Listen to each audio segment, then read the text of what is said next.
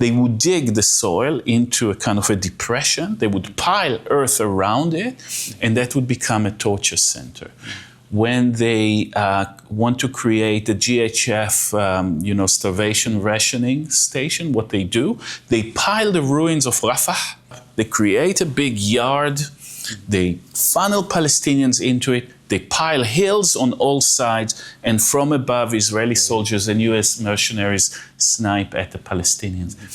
Everything that happens topographically. That needs to be really imagined. Hello and welcome back to the Let's Talk Palestine podcast for the first episode of the year. Today we've come to Goldsmiths University in London to speak to the people at Forensic Architecture about the relevance of topography in the way that Israel is violating the ceasefire in Gaza through the yellow line. We hope you enjoy. So thank you so much for joining us today, Eyal. Oh, it's such a pleasure. Yeah. So let's start from the beginning. We're going to be talking a bit today about the yellow line in Gaza and how one of your recent investigations showed that Israel is using it to create a natural border to potentially, in the future, annex Gaza or parts of Gaza. I'd like to start off from ground zero, the context. Before the ceasefire was signed in October, what did the situation in Gaza look like? Because your organization specializes in following Israeli strikes and following Israeli movements within or during the genocide. What did the context look like when the ceasefire was signed? Yeah, the last third of quarter of the genocide, Israel actually started understanding that it was unable to defeat Palestinian resistance while engaging in urban areas. Of course, it has produced enormous amount of destruction even before, but it decided to actually de-urbanize systematically every area that they were in. In fact, it was the months of the bulldozer, where there weren't enough even bulldozers in possession of the army. The army was using civil contractors to simply destroy house after house, field after field, any building and everything, and unground the area. The kind of destruction that we've seen was not one in which you could even see the footprint of the building. Normal, if I see war zones, I see buildings collapsing onto themselves, and you just know, here was a building, here was a street, etc. Israel has used its bulldozer to actually stab the front loader deep into the ground and upturn the earth, completely producing a new topsoil of Gaza, kind of a mixture of earth, of soil, and rubble that was intending to completely erase any trace. These were not destroyed neighborhood anymore. This was the erasure of the traces of erasure. And in order to do it, Israel was actually starting from the buffer zone and just moved its bulldozers inwards and inwards and inwards, producing a kind of an artificial desert and squeezing the Palestinian survivors of Gaza into several coastal enclaves along on the sand dunes along the waterline. And that kind of systematic thing by which there was never any urban area behind the army. At the moment, just before the ceasefire, Israel was starting to destroy Gaza City itself, building by building. Of course, the buildings, if you think of it architecturally, the buildings closer to the fence area, kind of lower, more rural fringes, and then the closer you get to the coastline, the higher the buildings tend to be. And it was impossible to destroy them by bulldozers. So the army developed all sort of ways to destroy buildings of that height, either by drones flying into the building and placing explosive along the strategic columns and getting the building down, or for high buildings by the Air Force. And that was a kind of a systematic kind of sort of meter by meter progression. The tide of destruction was flowing in from the fences inwards until the ceasefire was reached. So with them being very deep inside of Gaza, we saw during the time that the ceasefire was being negotiated, one of the prerequisites for the Palestinian resistance, Hamas, was that Israel withdraws completely. But during what was agreed to eventually was the yellow line, that there was a gradual withdrawal from Gaza and that the yellow line would be the first sort of stop. What is the yellow line? Is there a natural sort of boundary, or is it just a line that's just been drawn on a map to signify where Israel needs to start retreating to and then continuously retreat from? So firstly, understand that as that tide of destruction was coming in, resistance was encountered at every moment by the Israeli army. Palestinians were still popping up from tunnels behind them, a few hundred, completely raised already. Already in areas that are raised. So the erasure produced a kind of desert that could be patrolled by drones from above. During night, the heat signature of the Palestinian resistance or even civilians that were entering into this spot would show, and they were being hunted along that area. But there was resistance throughout. Without resistance, the tide would have gone all the way to the coastline. So the tide was stopped. Around 20% of Gaza was still left defended. The resistance managed to defend 20% of it, and casualties were constantly the Israeli army was constantly bleeding casualties to the resistance from the back, because while they couldn't enter into this ungrounded area on the surface, they navigated to it under the surface and popped up behind the soldiers. The yellow line need to be understood in relation to the topography of the Gaza Strip. And when an area like the Gaza Strip or the southwestern coast of Palestine, as I prefer to call this area because the Gaza Strip is already a colonial kind of territorial designation. When you have a relatively flat area, every minute topographical variation becomes absolutely significant. And if you think of it, Gaza is made, the topography of it is like 3 frozen sand dunes that run parallel to the coastline. The first one, right along the coast, is the kind of cliff that we know from photographs. Al-Shati refugee camp is on top of the cliff. There is a sort of 20-meter drop. This is the first frozen sand dune. The second one rises to about 70 meters over the water surface. It's called the Ali Muntar Ridge. It is, Al-Burej is on it, and Sajaiya is on it, and other part of Jabalia is on it. This area, that sandstone ridge, if you're on top of it, you can see the entirety of Gaza, of the remaining of Gaza.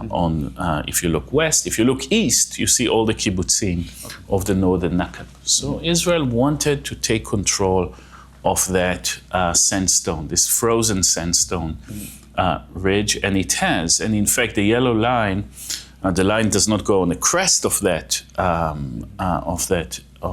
ridge, but just at the foot of those ridges and along the crest of the mountain ridge, Israel has built a series of outposts. Each one at a distance that they could cover and watch each other. So they kind of put up a matrix with outposts and roads connecting them. And in fact, they have pulled the topography of that ridge even further. So imagine all the material, all those broken lives and broken cities of Gaza were, created enormous amount of rubble. And that rubble was pulled up along that Ali Muntar Bridge in order to make it even higher, in order to create more topographic control. The Israeli army is one that is very, very tuned to topography. Also in the occupation, colonization of the West Bank, of the Galilee in the north, also of the Nakab in their expulsion of Palestinian communities throughout Palestine. The Israeli army likes to think in terms of topography, of control points, of matrix of observation. And the genocide in Gaza, if you think of it from the perspective of soil, has been a kind of a transformed the entire topography of the Strip. The way in which, as I said, they were not fighting an urban warfare. They couldn't fight an urban warfare. The resistance was much more familiar and could navigate that part. They have turned cities into landscape. It's not only that they destroyed building, they used the destruction of the building in order to create an artificial topography that would be in control of it. So this is what you have. A landscape that is based on the frozen sand dunes, the ancient sand dunes, that is augmented through rubble. That is the architecture of genocide. This is the architecture that they've made. It's a kind of an artificially enhanced topography from which they seek to control the area.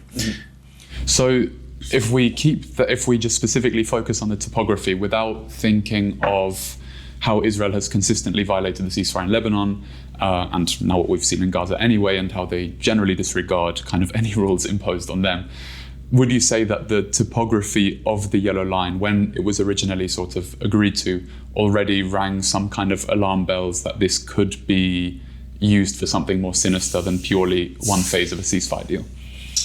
When I've seen the agreement on the Yellow Line, I knew that Israel does not intend to withdraw from it.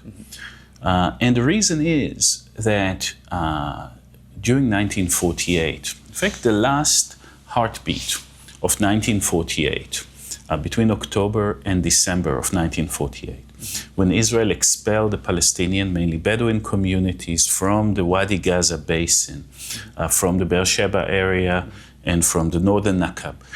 What they have done is they have taken over the third sandstone dune, which is the highest, right?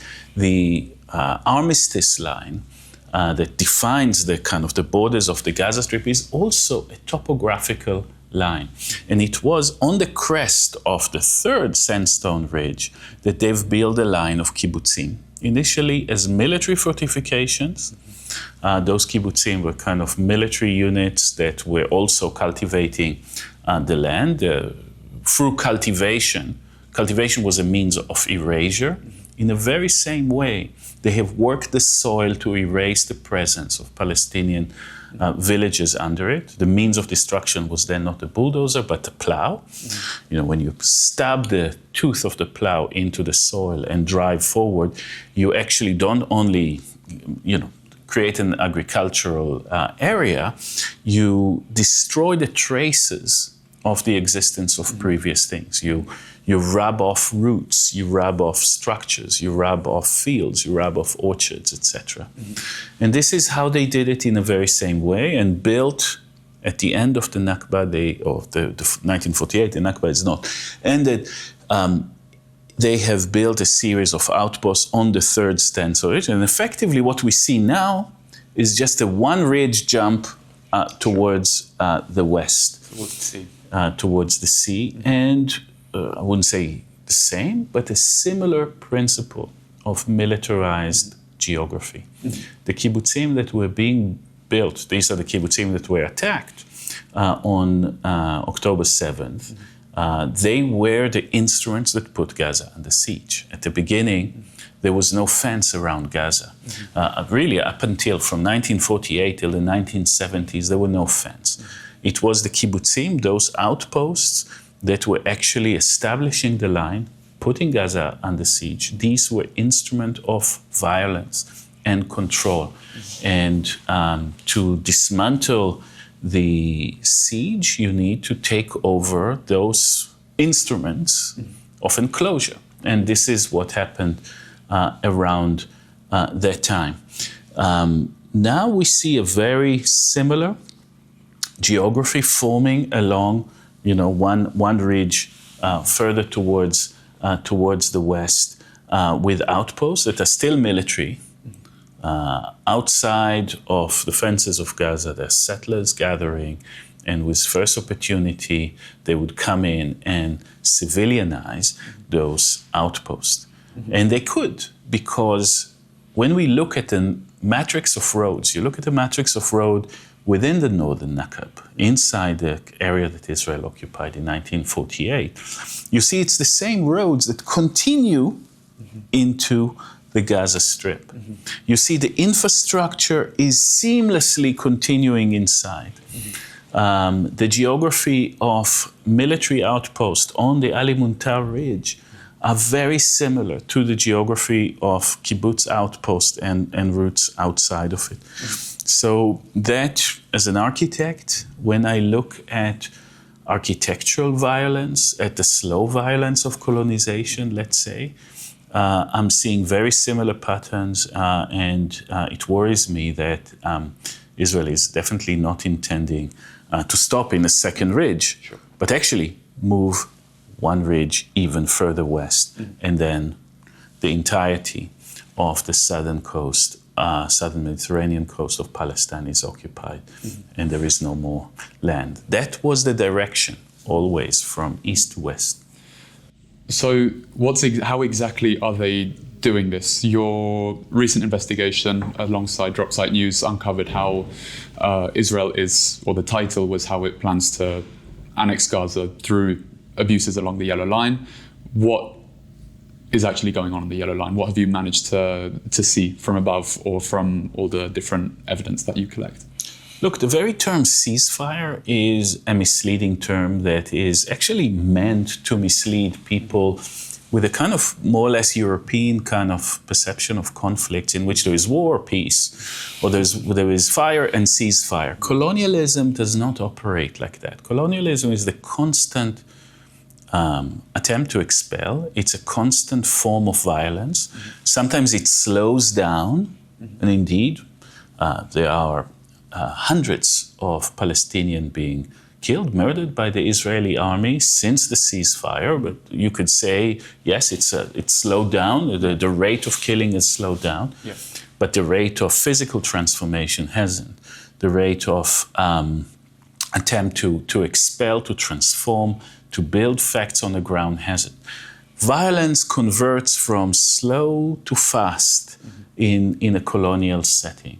And what we're seeing here, for me, looking at the environment, I see a continuity before October 2025 and after October 2025. From an architectural perspective, I don't see a kind of a turning point. I don't see a break. I see exactly what they've done before, when it was called war, happening now when it's called ceasefire.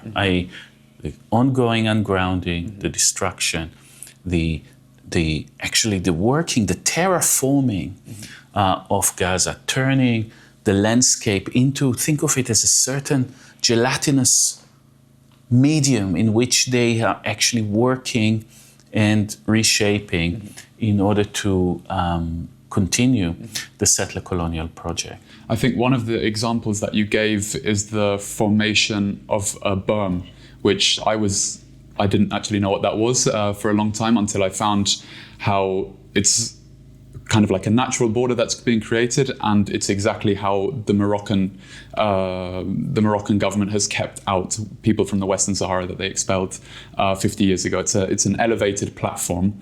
How is this there to stay? Is that something which is being used to inflict more violence on Palestinians, whether it's sniping from above, or what exactly is a berm in a berm is the way in which soil is being shaped and piled into different topographical formations that are sometimes creating a line, a kind of a barrier. Border is a line between two states, so we're not speaking here about borders.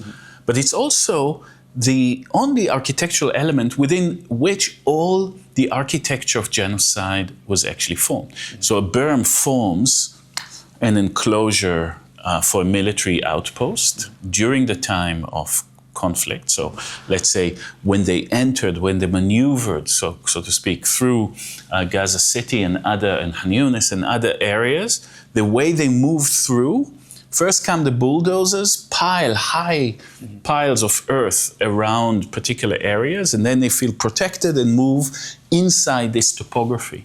It's really, you need to understand that principle in order to understand everything that they have done there. When they created detention and torture camp for Palestinians inside the Gaza Strip, they would dig the soil into a kind of a depression. They would pile earth around it, and that would become a torture center. When they want to create a GHF, starvation rationing station, what they do, they pile the ruins of Rafah. Rafah has turned into a building matter for them, into aggregate within which they build. They pile it up, they create a big yard, they funnel Palestinians into it, they pile hills on all sides, and from above, Israeli soldiers and US mercenaries snipe at the Palestinians. Everything that happens topographically. That needs to be really imagined. And it's not always captured well, I think, in the images that you see through. But the interesting thing is that the architecture of the soil is always temporary, in a sense that it's like dunes. As the Israeli army moves through space, it raises these dunes. Maybe its tanks and sniper go up on top of the dune. They would apply fire onto the other side, and then they will take the other side. They will move the dunes with them, in a sense. So it has the possibility to turn the landscape into a kind of a shifting dunes that are always moving wherever the army is moving. What we see along the yellow line is the kind of fossilization, like turning sand into sandstone in the same way that it happened naturally along that part, and creating what seems to me to be a kind of a wall, a mountain wall, that cuts what the previous boundaries of Gaza into two along the middle. And you need to understand that soil is really the instrument with which both the Nakba and the ongoing Nakba and the occupation of Gaza has been undertaken. During 1948, Israel coveted the fertile soil. You have agronomists like Eyal Weizman who are speaking about, who are actually having almost erotic dreams about that particular soil and expelling the farming communities from those fertile soils to the sand dunes along the coast. If you think about it, so many of the refugee camps in Gaza are on sand dunes. The Rafah refugee camp, Tel al-Sultan, which is also a refugee camp, Han Yunis refugee camp, Al-Shati is on a sand dune, Jabalia is on a sand dunes between clay ridges, etc. Farmers were moved from fertility to aridity. And that is the story. And that is also what happened during the genocide. The area east of the Ali Muntar Ridge, of the line that cuts Gaza in half, is extremely fertile. The area west of it is sand dunes. All Palestinians in Gaza have been pushed onto the sand part, and Israel has taken the entirety of the fertile area. That has also been the means for Israel to engineer starvation, because to engineer starvation, you need two things. You need to deny the food sovereignty of Palestinians. You need to destroy their entire agriculture so they cannot produce their own food. On the other hand, you need to control the taps of food coming in and out. And only when you do both together and at the same time, you start engineering and weaponizing starvation, and this is what has been done. So thinking about it from the point of view of soil and topography and clay and sand is extremely revealing and allowing us to understand that genocide not as an event that has begun in October 7th, but as a continuity of settler colonial practices along this frontier. So I want to bring now a bit of the political aspect into this, because this is what we're seeing on the ground. But accompanied by this on the political level, in the political arena, we're seeing grand plans for Gaza presented by the President of the United States. they recently presented a map of Gaza as well, where they show with pictures or AI-generated pictures of skyscrapers and all this sort of thing. But the map they also presented, do you see similarities between what we're currently seeing and the plan, basically? Is there some kind of easy way in which this is is the political, I guess, less benevolent, as they suggest it is, and more something sinister along the lines of what Israel has been trying to do in Gaza, as you've been explaining? So I think it's ludicrous, and I don't think it's going to happen. Mm-hmm. And I think it's something that is kind of idiotic vision to kind of like take the pressure off Israel, as if there is some kind of benevolence planning for it. I think the plan is and always been the expulsion of Palestinians from that last toehold of Palestine where they were located. But if you look at the plan, it looks very much like it was drawn by an Israeli general. And I'll explain to you why. Israel has always wanted to create wedges between Palestinian built fabric. A continuous built fabric, as we said, is very difficult to fight within, to control. For the Israeli army, it favors the resistance very much because they move within their space, within the building. So any planner, and this is not Israel, any colonial planner has always wanted to create wedges and separate cities and neighborhoods, separated by parks, separated by agriculture, separated by anything that didn't come in. Mm-hmm. If I overlay that plan that the Kushners have put up with the map of destruction and the map of the Israeli maneuver through Gaza in the past 2.5 years, you see a one-to-one overlap. Effectively, what Israel has done since October is to drive corridors into Gaza, create and separate Han Yunis from Rafah, Han Yunis from Deir el-Balah from Gaza City from Jabalia, no? Like creating that, cutting the, slicing the salami technique. This was throughout the occupation. That was also Ariel Sharon's tactic in occupying and controlling the strip by putting wedges with settlements along it. And, it's continuous with all these plans. And I guess, sorry, just to touch on that, I guess it's what they've done in the West Bank as well. I mean, when you look over any area of the West Bank, you see Israeli settlements on the hilltops and Palestinian villages. Absolutely. In the Palestinian villages in the valleys, but not only that.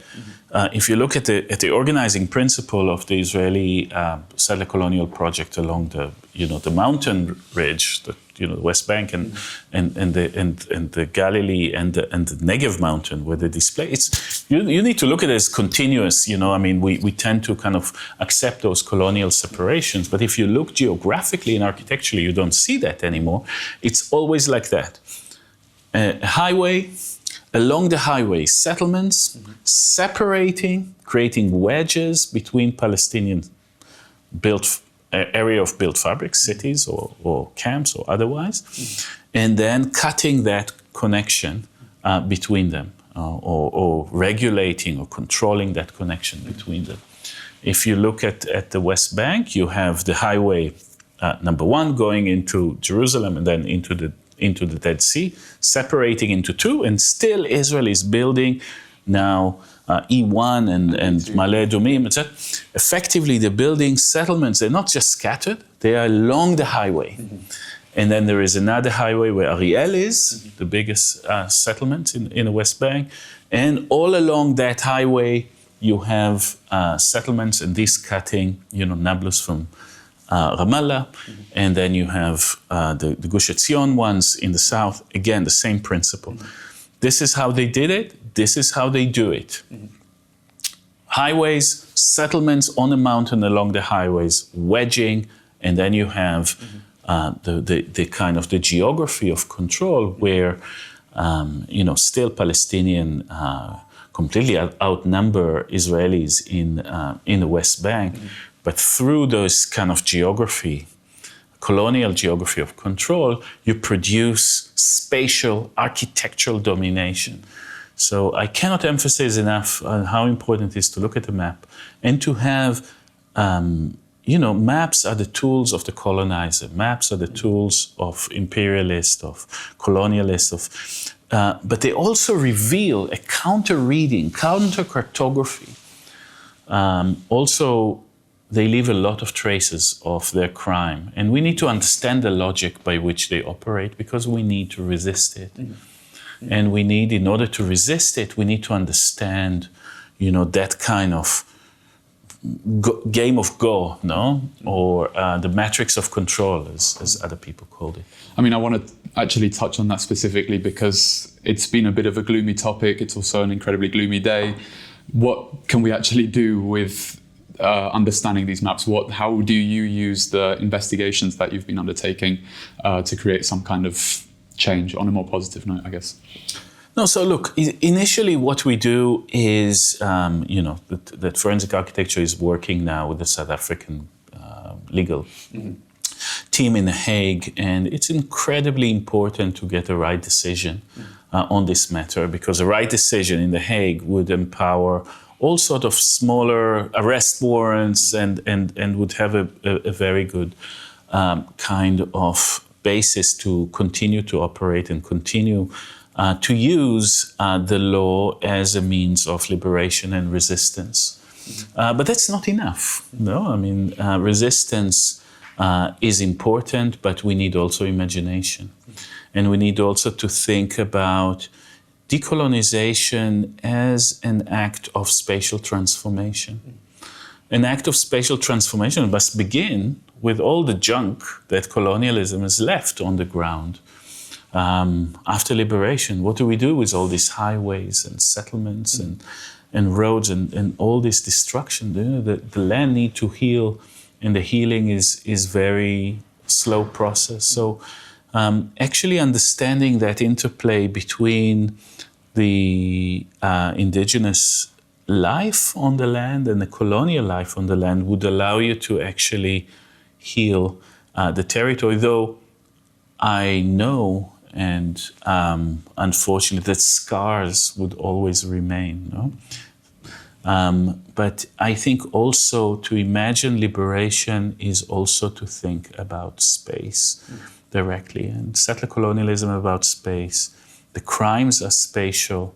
The slow violence that sometimes convert into eruptive, spectacular, fast violence is spatial. Resistance is spatial. And decolonization and healing is spatial. So, space needs to be at the forefront, I think, of all these tactics. When I say resistance is spatial, I think very much about Palestinians having constructed the greatest project, the greatest architectural project of resistance in the subsoil under the western coast of Palestine. Linking it to Egypt, linking it to the area occupied in 1948, short-circuiting the logic, the colonial logic from above, answering the omni-visibility and omnipresence of optics, of surveillance optic above, with an opacity and sophistication that I think has surpassed any previous project of national liberation in the subsoil. And I think that project is also a combination of indigenous knowledge, of people, farmers, that knew how to dig wells and reinforce wells and drive water through the soil, becoming landless and taking that knowledge of the subsoil into a project of liberation. Perfect. Thank you so much for your time today. It's been fascinating. Yeah. Thank you.